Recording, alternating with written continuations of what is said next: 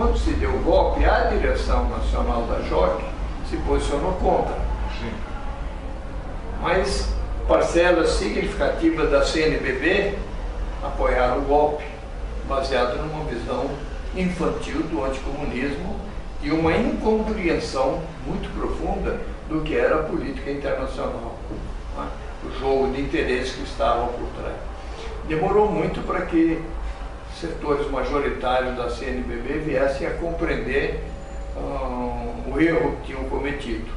Mas para isso foi importante a presença mais ativa da JOC, que foi amadurecendo, e depois da pastoral operária, que nasce com o trabalho dos antigos militantes da JOC dentro das comunidades de base. A questão dos sindicatos atrelados ao Estado, através do imposto e da carta sindical, somado a uma política que se limitava a organizar a classe trabalhadora em torno das sedes dos sindicatos e de suas lideranças, está na raiz da incapacidade de resistência por parte desses trabalhadores.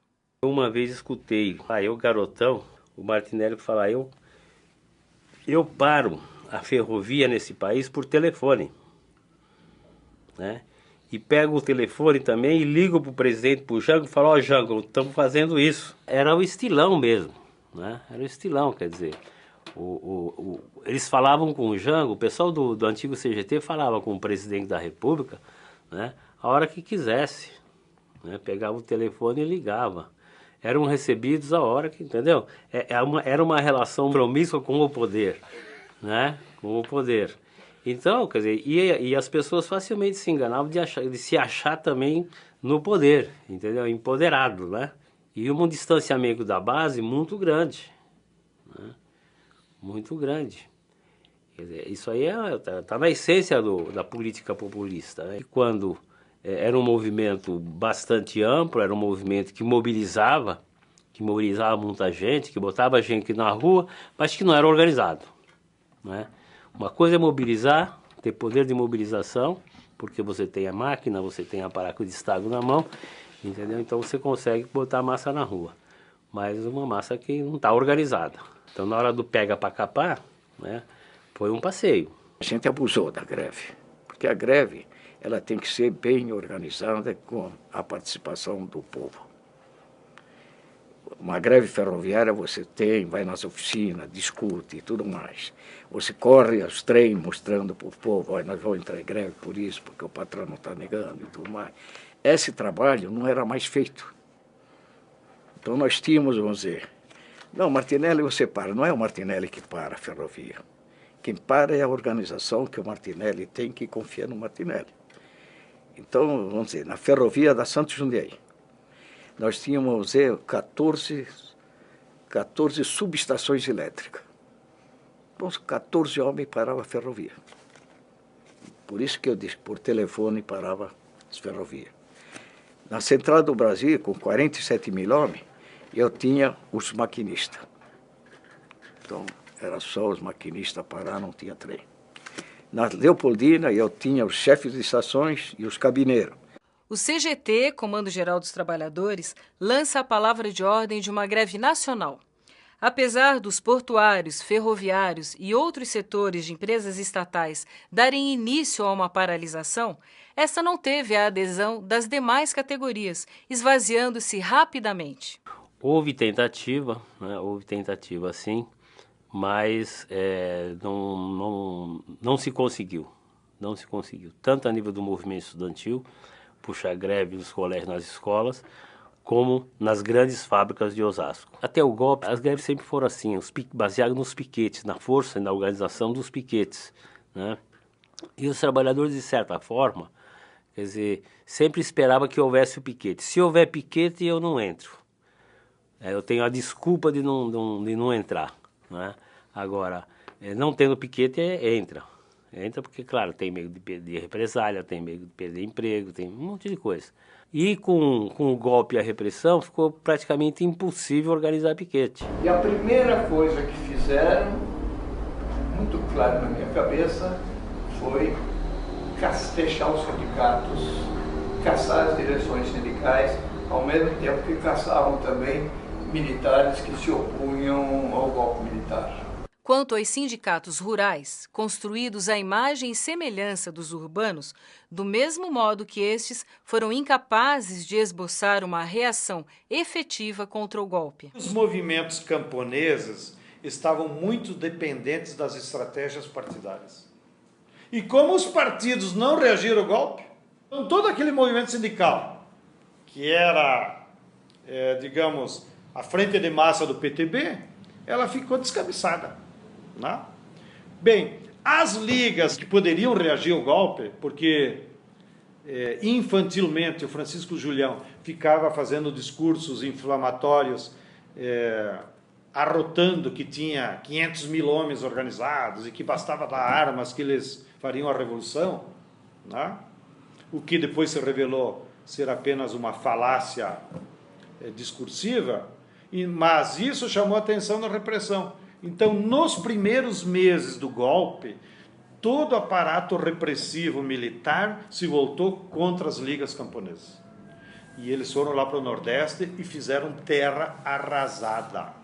Começando pelo Julião, que foi um dos primeiros a ser preso, junto com o Miguel Arraes, com o Gregório Bezerra.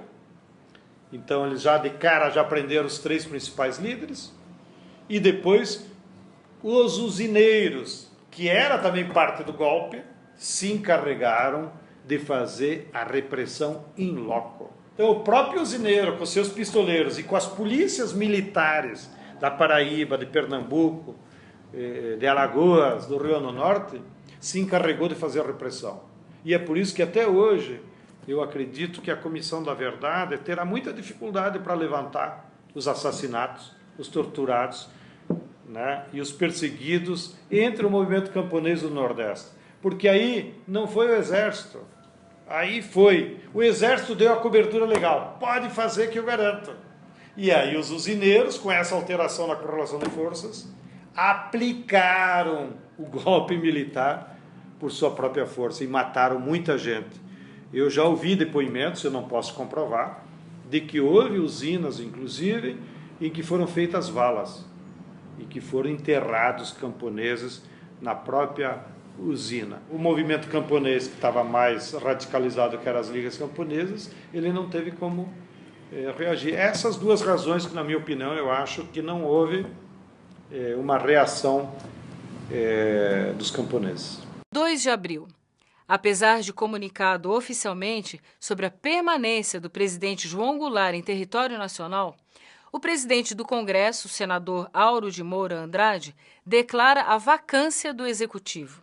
Quando se configura o golpe militar, quer dizer, o presidente João Goulart, quer dizer, sai de Brasília, eu participei da sessão do Congresso Nacional, onde o então presidente do Senado Federal, Auro Moura Andrade, ele entra na sessão do Congresso com uma metralhadora debaixo do braço, com uma capa, um negócio assim, e cinicamente ele diz o seguinte: o presidente João Goulart deixou a capital da República, portanto deixou o poder, está declarado vaga a presidência da República. Declaro vaga a presidência da República.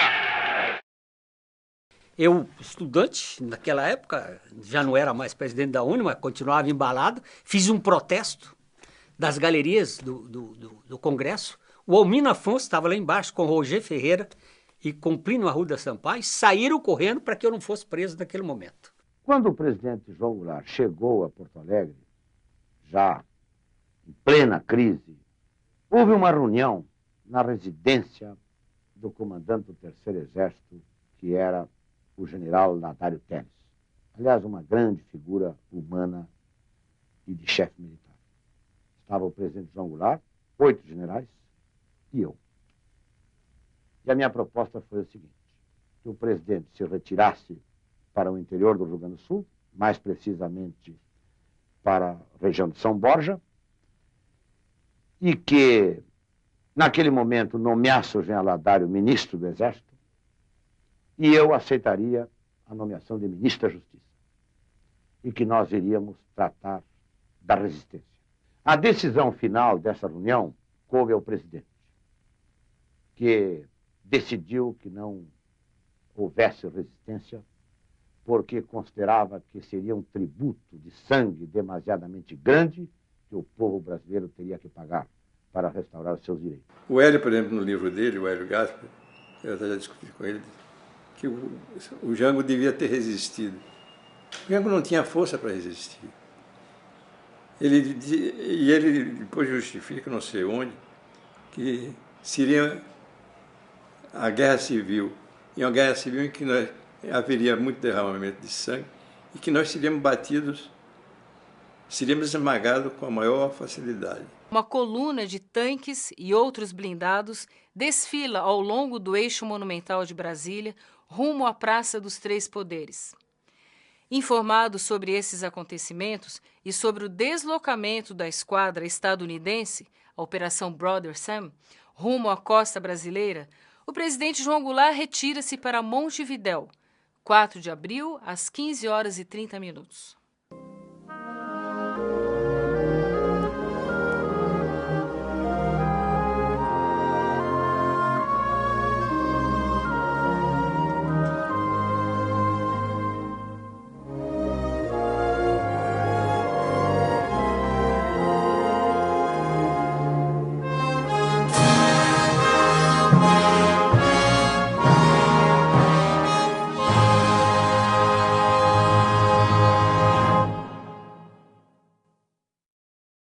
Se o presidente João Goulart decidisse resistir, decidisse contra-atacar, ele dispunha ainda de tropas, ele dispunha de elementos aqui no Rio, para inclusive ocupar o Palácio Guanabara, onde estava o Lacerda conspirando, ele talvez tivesse ganho aquela parada, ou pelo menos estabelecido uma luta mais prolongada.